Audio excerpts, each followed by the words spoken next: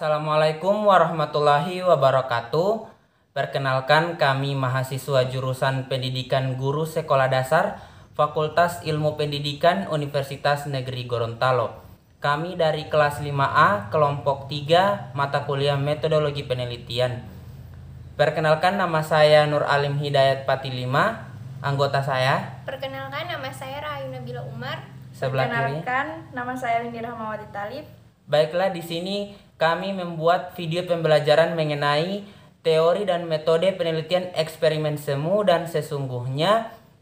Video ini kami buat untuk memenuhi tugas mata kuliah metodologi penelitian yang diampu oleh Ibu Rifda Mardian Arif, SPD MPD. Baik, saya Windy Rahmawati Talib. Sebagai pemateri pertama, akan menjelaskan materi yang pertama tentang metode penelitian eksperimen. Terlebih dahulu saya akan menjelaskan pengertian metode penelitian eksperimen. Penelitian eksperimen adalah penelitian untuk mengetahui akibat dari perlakuan yang diberikan terhadap suatu hal yang sedang diteliti. Misalnya, ketika suatu benda disiram air, apa yang akan terjadi? Tentunya menjadi basah. Tingkat basahnya seperti apa? Seberapa banyak air yang terserap oleh benda? Apa pengaruh jangka panjang dan sebagainya. Senada dengan pengertian di atas, metode penelitian eksperimen menurut Sugiono 2018 adalah metode penelitian yang digunakan untuk mencari pengaruh perlakuan tertentu terhadap yang lain dalam kondisi yang terkendali. Kemudian metode penelitian eksperimen menurut para ahli. Yang pertama ada Suharsimi Arikunto.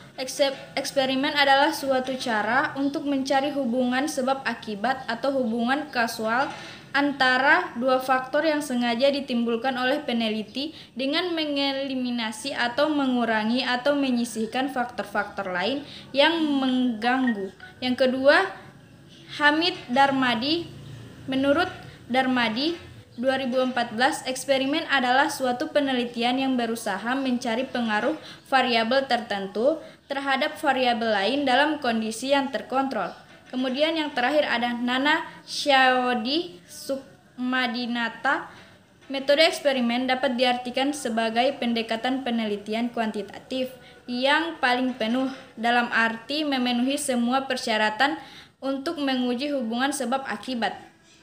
Dalam penelitian eksperimen ada 4 faktor utama, yaitu hipotesis, variabel independen atau perlakuan, variabel dependen atau hasil, dan subjek.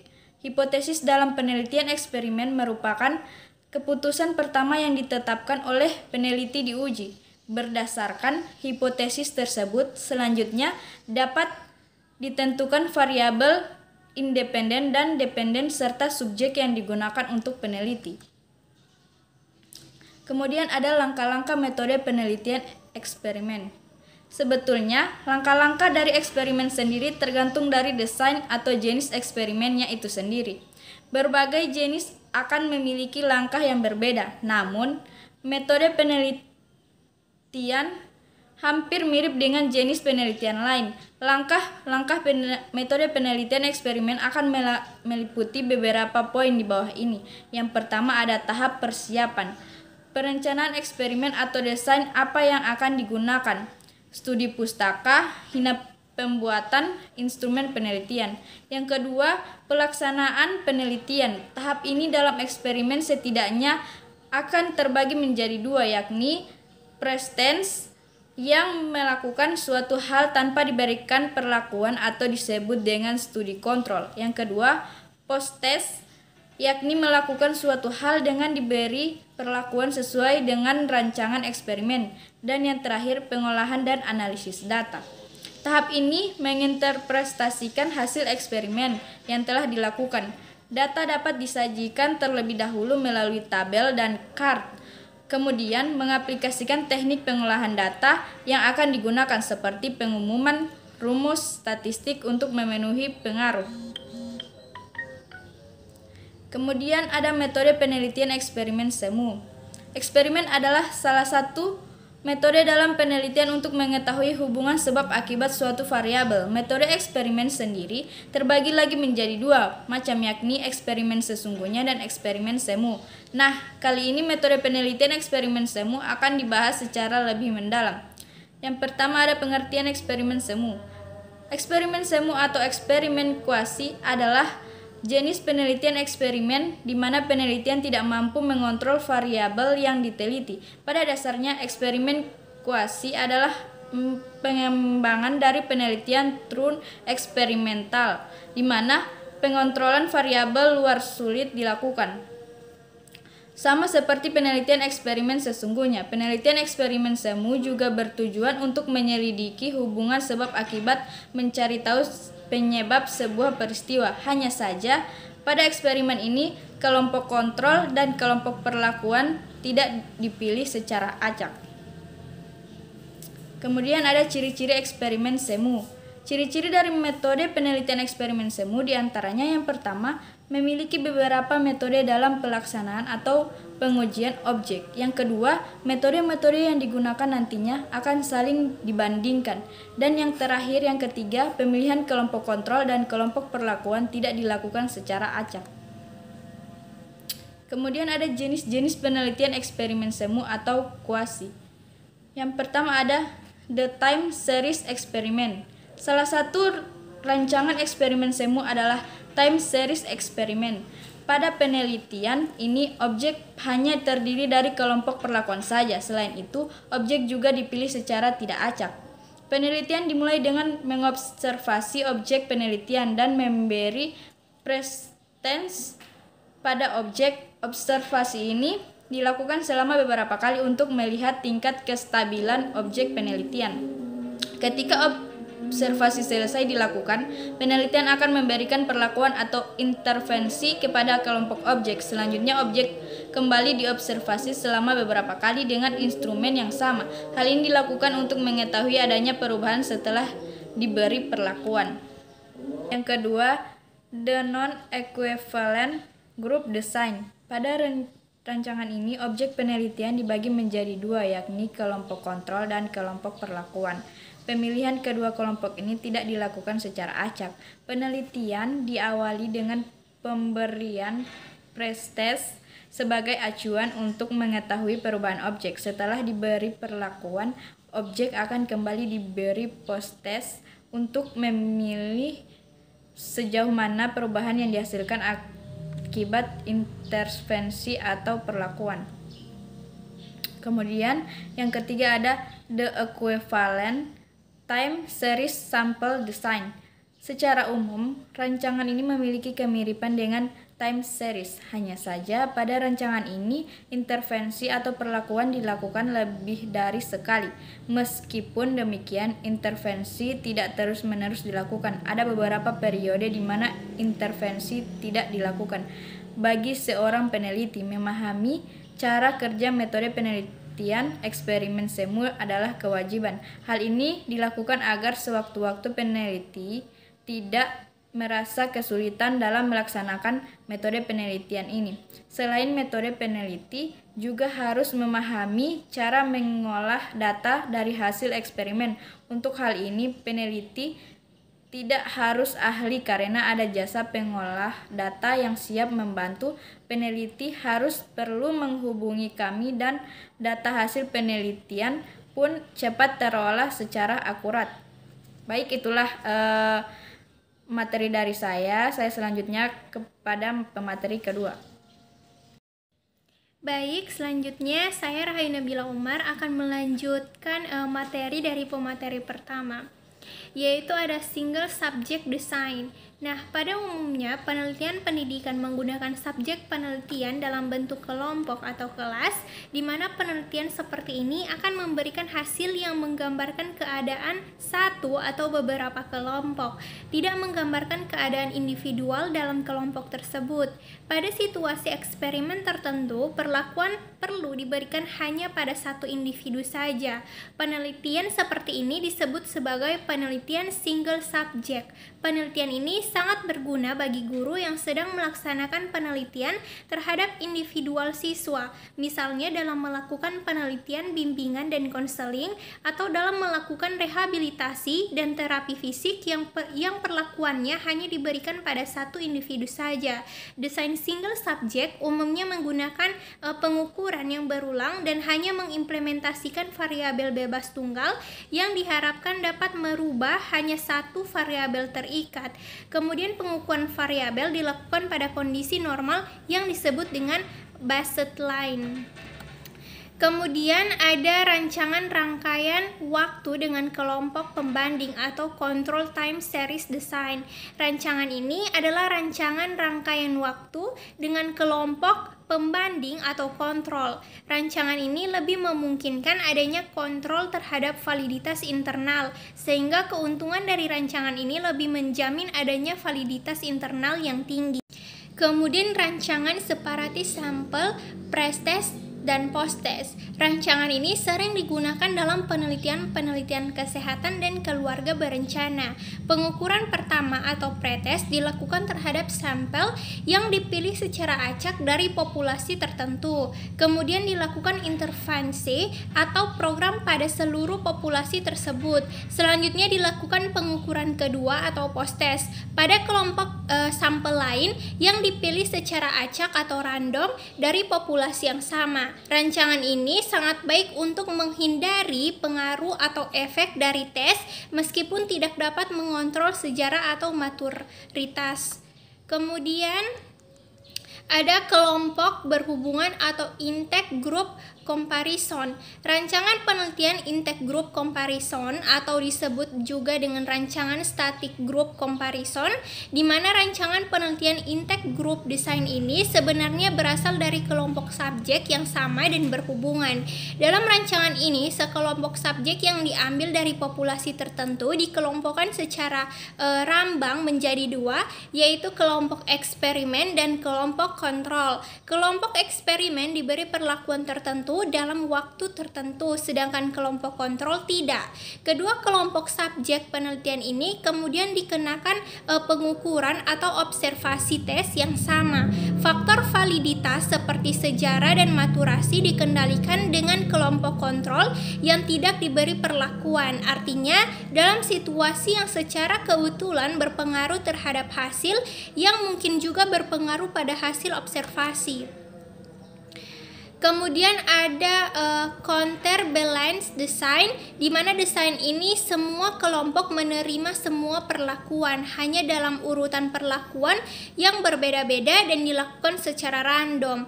Kemudian ada faktor desain, di mana desain faktorial selalu melibatkan dua atau lebih variabel bebas, sekurang-kurangnya satu yang dimanipulasi.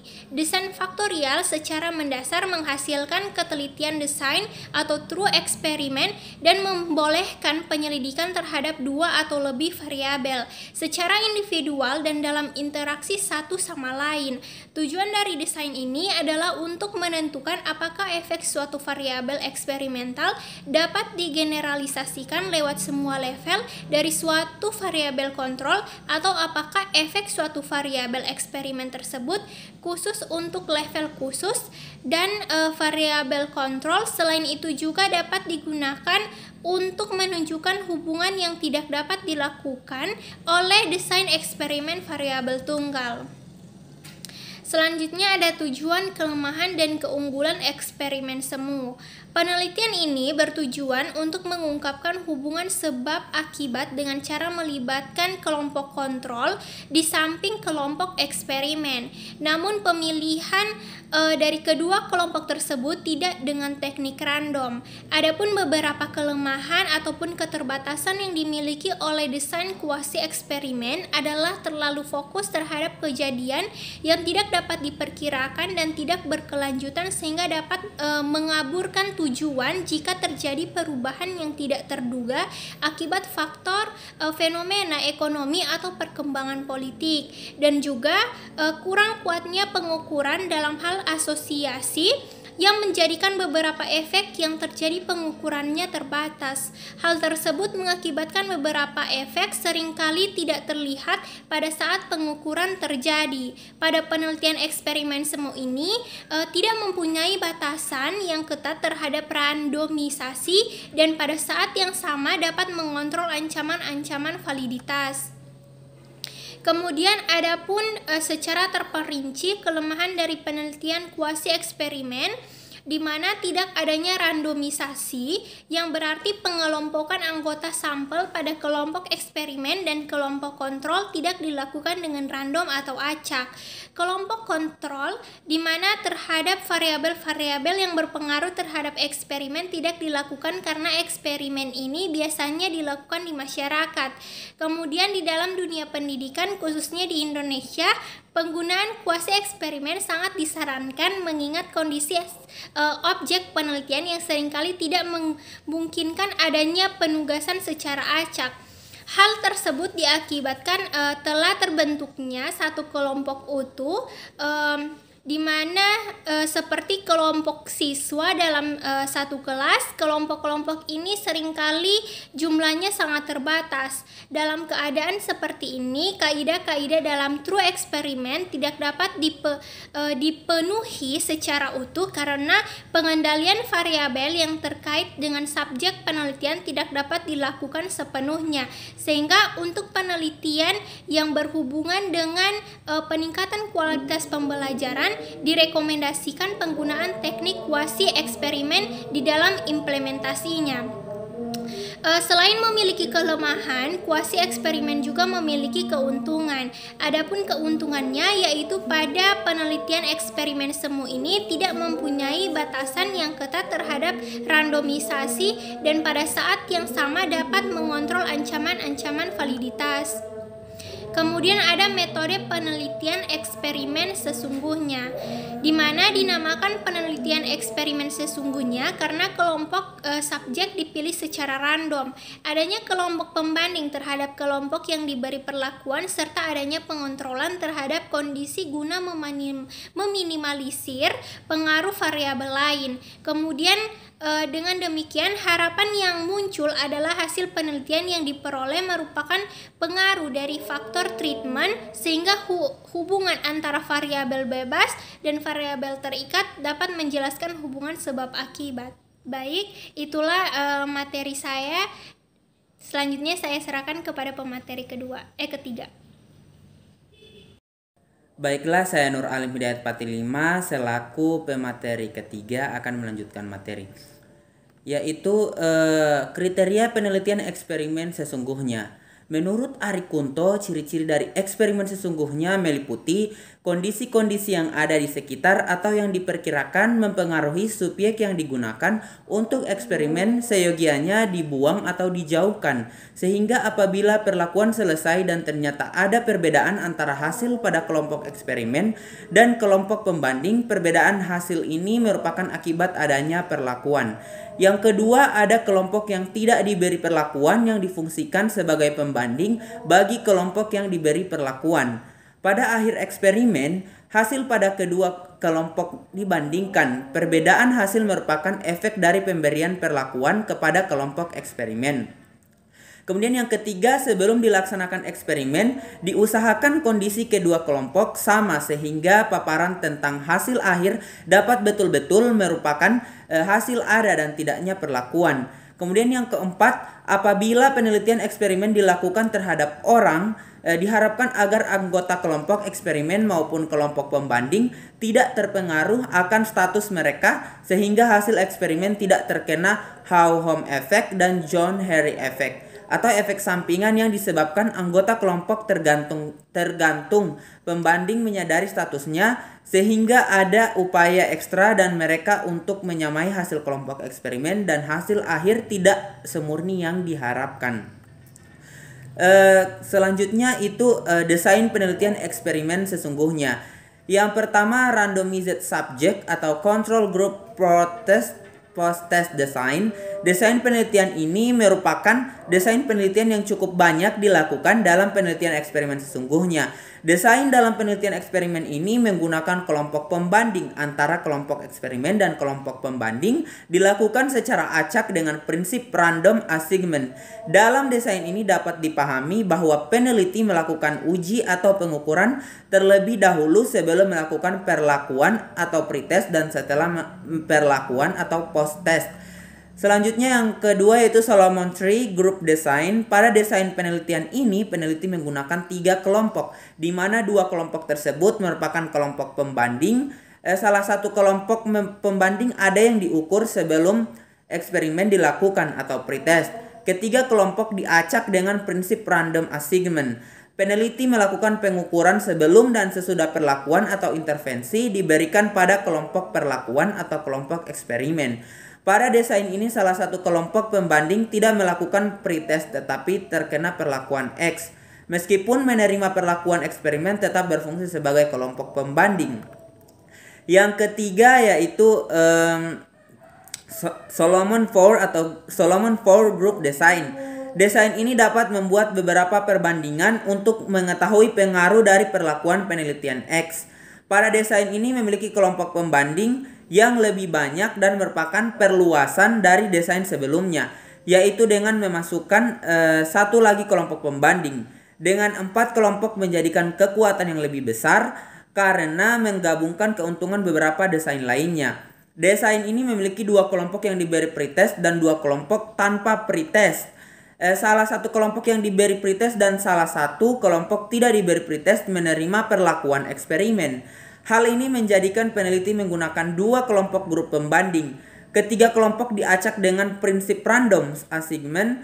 Peneliti melakukan pengukuran sebelum dan sesudah perlakuan. Intervensi diberikan kepada kelompok perlakuan atau kelompok eksperimen. Kemudian yang keempat, factorial design. Penelitian factorial design adalah modifikasi dari true experiment, yaitu memungkinkan adanya variabel moderator yang mempengaruhi treatment terhadap hasil. Penelitian ini harus terdapat pengukuran sebelum treatment jika masuk ke dalam true experiment. Penelitian ini disebut juga penelitian bifaktor karena melibatkan lebih dari satu variabel bebas yang dijadikan faktor. Dan kedua faktor tersebut secara teoretik terdapat interaksi. Penelitian ini diketahui terbagi dalam 2 jenis, yaitu eksperimen bifaktorial yang melibatkan 2 faktor dan sedangkan eksperimen faktorial trifaktor yang melibatkan 3 faktor. Selanjutnya bias yang dapat muncul dalam penelitian eksperimen sesungguhnya. Faktor yang dapat muncul dan mengaruhi penelitian ini yaitu yang pertama historis. Historis ini mengacu pada munculnya suatu kejadian yang bukan dari perlakuan eksperimen, tetapi dapat mempengaruhi performansi pada variabel bebas. Yang kedua, maturation atau maturasi. Maturasi mengacu pada perubahan fisik atau mental pada diri subjek selama suatu periode waktu. Periode ini dapat mempengaruhi performansi subjek pada pengukuran variabel terikat. Selanjutnya, yang ketiga ada regression atau regresi. Regresi statistik biasanya muncul bila subjek yang dipilih berdasarkan skor ekstrim dan mengacu pada kecenderungan subjek yang memiliki skor yang paling tinggi pada pretest ke skor yang lebih rendah pada posttest. Dan subjek yang memiliki skor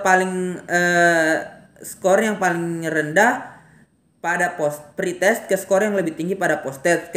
Kecenderungannya adalah skor bergerak mundur regresi atau bergerak ke arah rata-rata min atau skor yang diharapkan. Selanjutnya yang keempat yaitu pretesting. Interaksi pretest muncul bila respon subjek atau mengalami reaksi berbeda-beda perlakuan karena mereka mengikuti pretest. Suatu pretest mungkin membuat peka atau mengingatkan subjek pada hakikat perlakuan.